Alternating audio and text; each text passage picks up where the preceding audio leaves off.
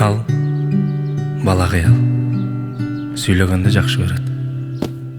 Бир нерсени айтып бергенден эч качан тажабайт. Бүткүл жан дүйнөсү менен бөлүшкүсү келет. Укпай калсаң таарынат. Таттууга аябай жакын.